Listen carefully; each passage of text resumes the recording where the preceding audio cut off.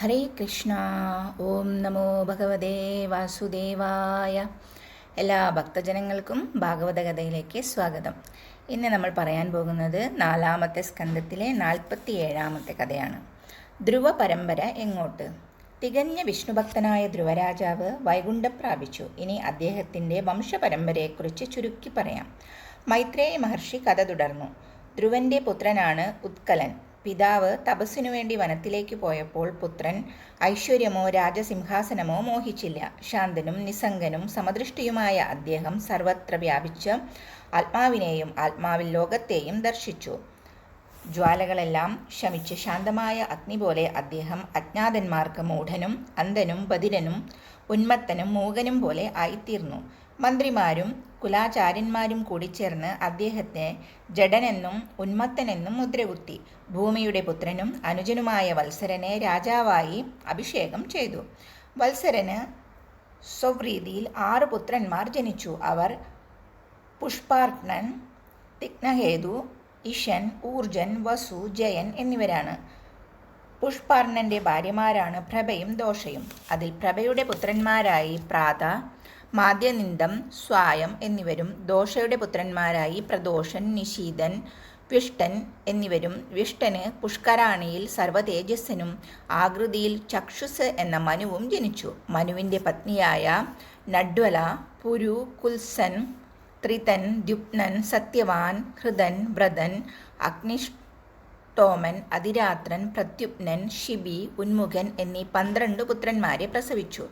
അതിലെ ഉന്മുഖന് പുഷ്കരണി എന്ന പത്നിയിൽ അങ്കൻ, സുമനസ്, ഖ്യാതി, ക്രളാം, അങ്കിരസ്, ഗയൻ എന്നിങ്ങനെ 6 പേർ പിറന്നു. അതിൽ മൂത്തവനായ അങ്കന് സുനിതയിൽ അതിക്രൂരനായ വേനൻ ജനിച്ചു. അവൻ്റെ നീച സ്വഭാവം കൊണ്ട് പൊറുതിമുട്ടി അങ്കൻ കൊട്ടാരത്തിൽ നിന്നും ആരും അറിയാതെ നാടുവിട്ട് ഓടിപ്പോയി. വേനൻ്റെ ദ്രോഹം മൂത്തു. മുനീശ്വരന്മാർ ക്രോധം കൊണ്ട് ജ്വലിച്ചു. വേനനെ ശപിച്ചു. അവൻ മരിച്ചു. അവൻ്റെ വലത്തെ കൈ മുനീശ്വരന്മാർ കടഞ്ഞു. വേനൻ്റെ മരണത്തോടെ രാജ്യത്ത് അരാജകത്വം നടമാടി. കള്ളന്മാരുടെ ഉപദ്രവം വർദ്ധിച്ചു. മഹാമുനിമാരുടെ കടച്ചിൽ അവസാനിച്ചതോടെ ആദിരാജാവായ പൃഥു ശ്രീനാരായണാംശമായി ആവിർഭവിച്ചു.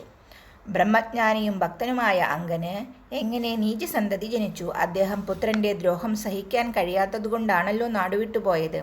വേനനെ മുനിമാർ എന്തുകൊണ്ട് ശപിച്ചു? കഥ കേട്ടാലും.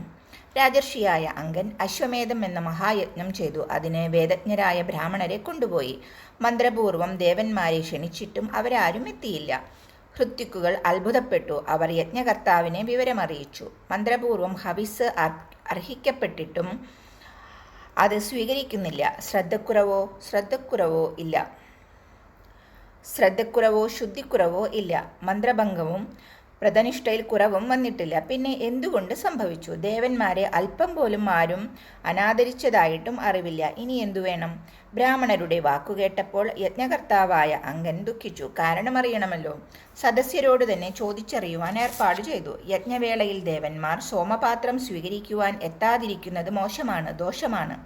അതുകൊണ്ട് അറിയുന്ന വിവരങ്ങൾ എന്തു തന്നെയായാലും തുറന്നു പറയുക. യജമാനൻ എല്ലാവരുമായി ചോദിച്ചു. എന്ത് വീഴ്ച സംഭവിച്ചിട്ടുണ്ടെങ്കിലും അത് തിരുത്തുവാൻ അദ്ദേഹം തയ്യാറാണെന്ന് അറിയിച്ചു. ഹേ രാജൻ, അങ്ങേക്ക് ഈ ജന്മത്തിൽ ചെയ്ത പാപങ്ങളൊന്നുമില്ല. പക്ഷേ അതുകൊണ്ടായില്ല, കഴിഞ്ഞ ജന്മത്തിലെ ഒന്നുണ്ട്. അങ്കൻ ഞെട്ടിപ്പോയി. എന്താണ്, പറയൂ. ഒട്ടും ഭയപ്പെടേണ്ട. രാജാവ് അത് കേൾക്കുവാൻ ധൃതിയായി. പറയാം. അങ്ങ് സന്താനഹീനനാണെന്ന കാര്യം മറന്നുപോയോ? ഒട്ടും വിഷമിക്കാനില്ല. എല്ലാം ഭംഗിയായി നടക്കുവാൻ ഭഗവാൻ അനുഗ്രഹിക്കും. പൂർവജന്മത്തിലെ ശേഷിച്ച പാപവും അനുഭവിക്കേണ്ടിയിരിക്കുന്നു. അതാണ് സന്തതി ഇല്ലാതിരിക്കുന്നത്. സർവയജ്ഞത്തിലും ആരാധിക്കപ്പെട്ട് യജ്ഞാർപ്പണം ഭുജിക്കുന്ന ഭഗവാൻ അങ്ങേക്ക് പുത്രനെ നൽകും. യജ്ഞമൂർത്തിയായ ശ്രീഹരിയെ സേവിച്ചാൽ അദ്ദേഹം അനുഗ്രഹിക്കും. ഹരിഭജനം ചെയ്താൽ മറ്റ് എല്ലാ ദേവന്മാരും അവരവരുടെ ഭാഗങ്ങൾ സ്വീകരിക്കും. ആരാധിക്കുമ്പോൾ എന്താഗ്രഹിക്കുന്നുവോ അത് ഭഗവാൻ സാധിപ്പിച്ചു തരും. രാജാവിന് സന്തോഷമായി. വിപ്രന്മാർ സന്താനഭാഗ്യം ഉണ്ടാകുന്നതിന് വിശേഷ കർമ്മങ്ങളും യജ്ഞരൂപനായി സ്ഥിതി ചെയ്യുന്ന ഭഗവാന് പുരോടാശവും സമർപ്പിച്ചു. ഹോമാഗ്നിയിൽ തീജ്വാലകൾ ഉയർന്നു. വേദമന്ത്രങ്ങൾ യജ്ഞവേദി മുഖരിതമാക്കി. അങ്കൻ ഭഗവാനെ ധ്യാനിച്ച് പ്രാർത്ഥനയിലാണ്ടു. ഒരു ദിവ്യപുരുഷൻ അഗ്നിനാളങ്ങൾക്കിടയിലൂടെ പുറത്തുവന്നു. സ്വർണ്ണശോഭ പരന്നു. ശുഭ്രവസ്ത്രമുടുത്ത് ദിവ്യമാല ധരിച്ച് ഒരു സ്വർണ്ണപാത്രത്തിൽ പായസവുമായി വന്ന ദേവൻ യജ്ഞവേദിയിലെ ഹൃദിക്കുകളുടെ അനുവാദത്തോടെ അത് അങ്കന് നൽകി. അദ്ദേഹം പായസം സ്വീകരിച്ചു. സന്തോഷപൂർവ്വം പത്നിക്ക് കൊടുത്തു. സന്താനഭാഗ്യത്തിനു വേണ്ടി പ്രാർത്ഥിച്ച് രാജ്ഞി ആ പായസം ഭക്ഷിച്ചു. ഭർത്താവിൽ നിന്ന് ഗർഭം ധരിച്ചു. യഥാകാലം ഒരു ആൺകുഞ്ഞിനെ പ്രസവിച്ചു. കുഞ്ഞ് ബാല്യം മുതൽക്കു തന്നെ അധർമ്മിയായിരുന്നു. മാതാമഹനായ മൃത്യുദേവനെ അനുസരിക്കുവാനായിരുന്നു കൂടുതൽ ഇഷ്ടം. തന്മൂലം കാട്ടിൽ ചുറ്റി നടന്ന് നിരപരാധികളായ ധാരാളം മൃഗങ്ങളെ കൊന്നൊടുക്കി. അവനെ കാണുന്നത് പോലും പ്രജകൾക്ക് ഭയമായി. വേനൻ അടുത്തു വന്നാൽ എല്ലാവരും ഭയാക്രാന്തരായി നിലവിളിച്ച് കൂട്ടത്തോടെ ഓടി രക്ഷപ്പെടും. സമപ്രായക്കാരായ ബാലന്മാരോടും അവന് വെറുപ്പാണ്. അവൻ അവരെയും അതിക്രൂരമായി കൊന്നിരുന്നു. ദുഷ്ടനായ പുത്രനെ അങ്കൻ പല പ്രകാരത്തിലും ശാസിച്ചു. സർവ്വ കഴിവും ഉപയോഗിച്ച് നിയന്ത്രിച്ചു. പക്ഷേ ഒരു ഫലവുമുണ്ടായില്ല. ദുഃഖം മാത്രം അവശേഷിച്ചു. പുത്രന്മാരില്ലാത്ത മാതാപിതാക്കൾ ഭാഗ്യവാന്മാരാണ്. അവർ ദേവന്മാരെ ആരാധിക്കുന്നു. കാരണം ദുഷ്ടപുത്രന്മാരെ കൊണ്ടുള്ള ദുഃഖം അവർക്ക് അനുഭവിക്കേണ്ടി വരുന്നില്ല. ദുഷ്ടപുത്രന്മാർ നിമിത്തം ദുഷ്കീർത്തിയും അധർമ്മവും സകലരോടും വിരോധവും അന്ത്യമില്ലാത്ത മാനസിക പീഡയും അനുഭവിക്കേണ്ടി വരുന്നു. ഇത്തരം പുത്രന്മാരെ ആരെങ്കിലും ബഹുമാനിക്കുമോ?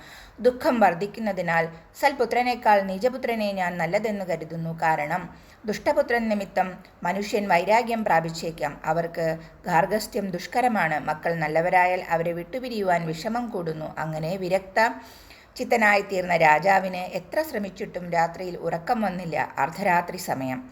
രാജാവ് ആരും കാണാതെ പുറത്തേക്ക് പോയി. എങ്ങോട്ടാണെന്ന് ആർക്കും അറിഞ്ഞുകൂടാ. പിറ്റേന്ന് രാജാവ് വിരക്തനായി കൊട്ടാരം വിട്ട വാർത്ത നാട്ടിൽ പരന്നു. മന്ത്രിമാരും സുഹൃത്തുക്കളും മറ്റും രാജാവിനെ തേടി നടന്നു. എങ്ങും കണ്ടില്ല. അവർ മടങ്ങി ഋഷിമാരുടെ അടുത്തെത്തി നാഥനെ കാണാതായ വാർത്ത അറിയിച്ചു. ഹരേ കൃഷ്ണ. ഓം നമോ ഭഗവതേ വാസുദേവായ. ഇന്നത്തെ കഥ ഇവിടെ അവസാനിക്കുകയാണ്. ഇനി നമുക്ക് അടുത്തൊരു കഥയുമായിട്ട് നാളെ കണ്ടുമുട്ടാം.